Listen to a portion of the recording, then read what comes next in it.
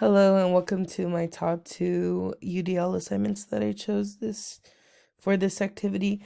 The first one I want to start off with is the UDL assignment from week 0 to 2.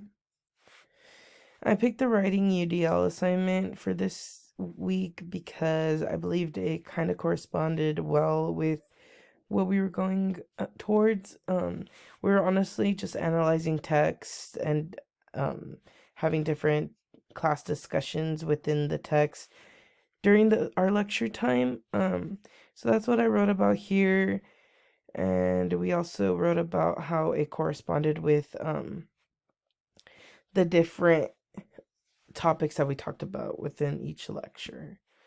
So this UDL assignment was honestly one of the easy UDL assignments that we received. The prompt was straightforward and got to the point, which was simple enough for me to finish this assignment. The other UDL assignment that I want to show is this one right here. This UDL assignment was from weeks 3 to 4, so the next week's UDL assignments after the 0 to 2 week UDL assignment. Ooh, that's a mouthful. But overall, this UDL assignment with the s'mores was very fun. I had some fun with it. I put in some pictures as well as some links to the texts that were referenced in this s'mores activity. I believe around this time, this is when we started learning about the content standards and how they work with the teachers and the students, and how to explain a content standard to someone else.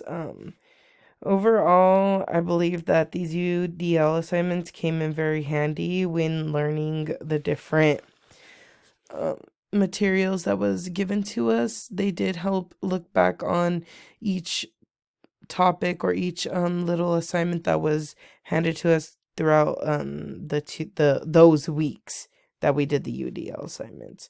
Overall, I believe they kept me on track with school, and the classroom as a whole kept me in the loop with what we've been doing and how we can be successful within the future and the present of this semester.